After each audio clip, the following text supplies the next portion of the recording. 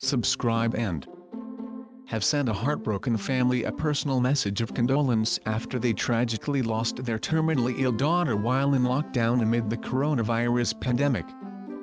Holly Smallman was just 18 when she sadly passed away after suffering from several complex conditions including cerebral palsy, epilepsy and chronic lung disease. The teenager was cremated on March 27 in Liverpool, where her family were unable to touch her coffin and were only allowed to invite 10 people to the funeral. Her parents Hayley, 43, and Gary, 46, and their children Ruby, 12, and 21-year-old Josh, were overcome with grief as they dealt with her loss while in self-isolation, away from their nearest and dearest. Related articles. Then, on one awful day after the funeral, Hayley decided to open her email, only to find a personal message from the Prince Harry, 35, and 38-year-old Meghan. In it, the Duke recalled meeting the family when, as patron of the charity, he presented Ruby with a Well Child Award in 2015 for her devotion as a young carer to Holly. It was Prince Harry's private secretary. She'd sent me some correspondence after Ruby had won her Well Child Award to say how much he'd loved the gift that Ruby had given him, Hayley said. She'd read about him having been on an expedition to the North Pole, so she made him a pottery penguin, with ginger hair and medals. When I opened the email from him it was just so personal. He literally remembered every detail of our meeting 5 years ago at the awards ceremony in London, and there was such a sense of genuine caring in what he'd written. Harry, who is reportedly, expressed how sad he was at their loss and said the family are in his thoughts and prayers at this most difficult of times. He concluded his note by adding, "Meghan and I send our deepest and most heartfelt condolences."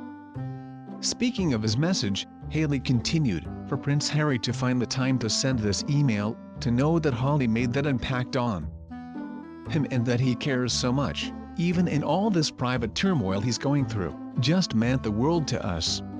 Holly died peacefully in her sleep after suffering a cardiac arrest. Her mum said, "Holly did have massive problems with her chest, she's been on life support and she's had pneumonia and been struggling to breathe.